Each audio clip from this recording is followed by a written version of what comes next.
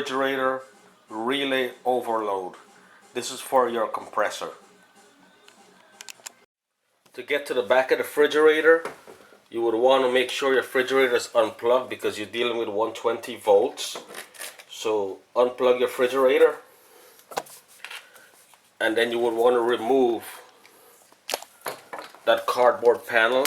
It's held in by a few screws. So we'll go ahead and remove that cardboard panel.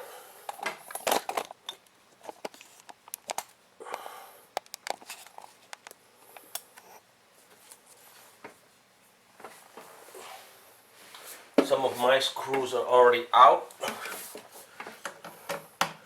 Some of them are a combination of flathead and a fillet.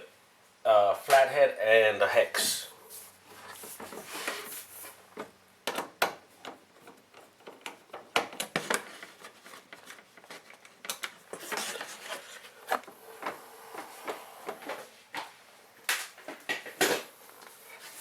Now what you see here is your compressor. Make sure your refrigerator is unplugged before you stick your hand in anywhere. If you see your compressor, camera's tilted, let me get that fixed. Okay, this is your condenser fan relay, your compressor right here, and your compressor relay. That little bad boy could be a problem. It's not that expensive and it's easy to troubleshoot. All you have to do is disconnect it.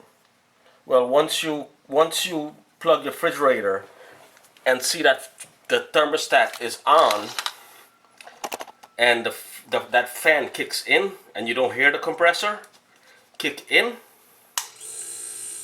this one here, the compressor kicked in, you don't hear that compressor kick in, then you know something is wrong with the compressor and it's not a thermostat problem. What I use when I troubleshoot, compressors draw a lot of amperage on startup.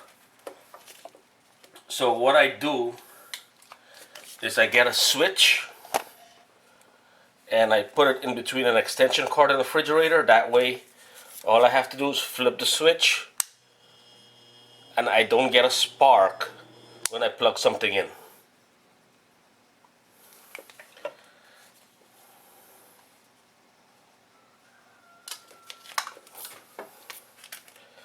Now, to know if your compressor relay is bad,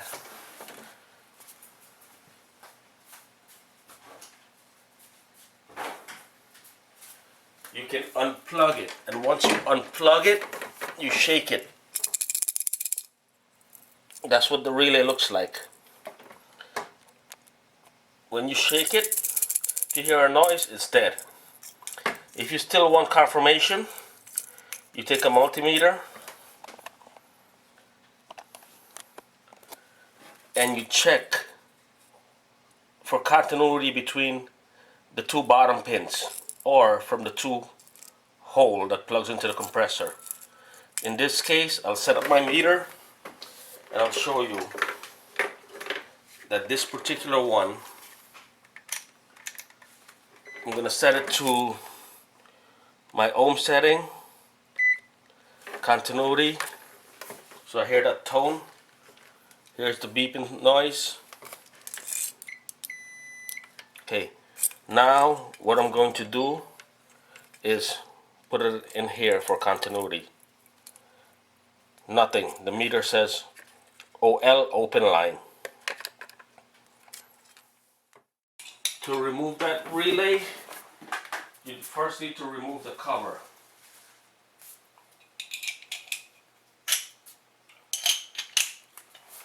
And to remove the cover, it just snaps right in. Make sure there's no power. And make sure you don't hit the copper line. Because you hit the copper line, that's it. Your refrigerator is done. You gotta get a refrigerant technician to come in and weld it and recharge this refrigerator. Now, this is your, it's a little bit difficult to remove,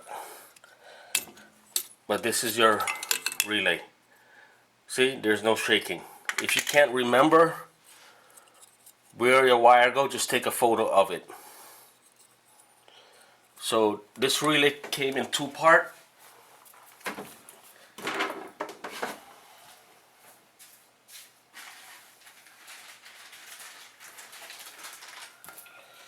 And since both parts are brand new, I'll just go ahead and just replace both parts. Now on this particular relay, no shake. I already replaced this relay. There's no shaking. And if you measure it, you will see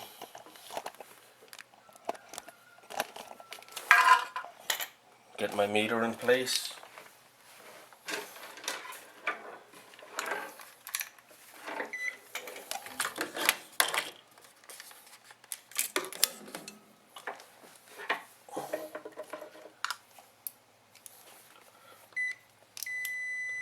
So all I would have to do is get to those two holes.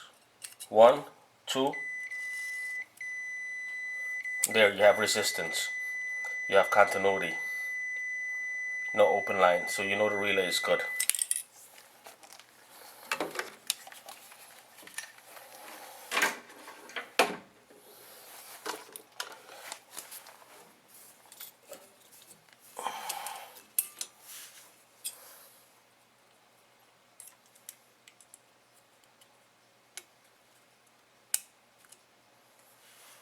Also, when you're taking your stuff apart, examine it. First thing I noticed was there was black soot, like an arc on this white wire, which gives me an indication that there's something that went wrong. Again, this is just basically plug and play. So I'm just going to remove the old one.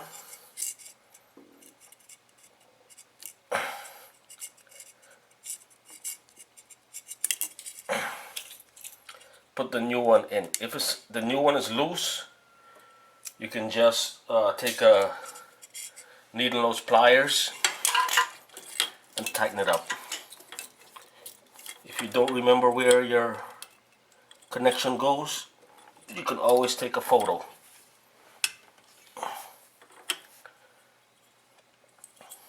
Which I do a lot. That way I don't have to try to figure out what I drew.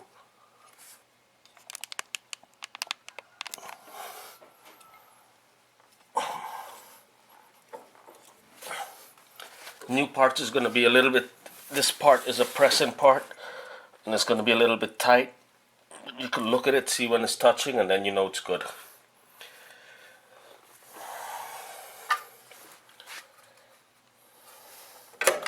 Get my cover back in.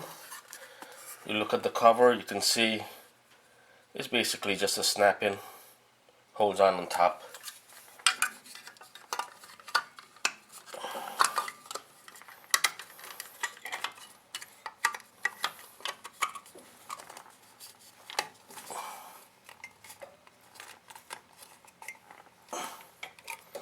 No magic to it. Most of the time you don't take the refrigerator apart for years. So if you have it apart,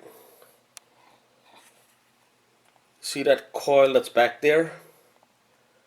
You want to get a vacuum and vacuum out any dust that you can get, a small vac, any dust, because if that coil has dust, it prevents your refrigerant from compressing properly, because this is your compressor, prevents the refrigerant from compressing properly, and you're not going to have cold enough air. Just think of your refrigerator like an air conditioner. So if you have dirty filter, dirty coil, you're not going to get enough cold air to pass through. So you make sure that your refrigerator is clean in the bottom, vacuum out any dust, debris, rats, roaches, whatever you have that's living in there, get them out and clean your coils, because you're not going to go back in the back of this refrigerator until something is broken. And that's how we do a quick check on your compressor relay to see if it's working or not. When you turn that refrigerator on, you're gonna hear the compressor, and with my handy switch that I have, I can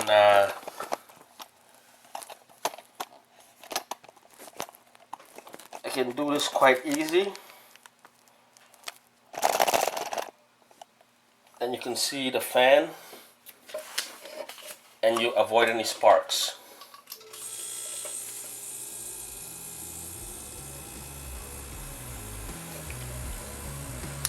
Turn my switch off. I can close everything back up, and once it's closed up, I'll put the refrigerator back in place and I'm good to go. So that's all she wrote. Chatman over and out.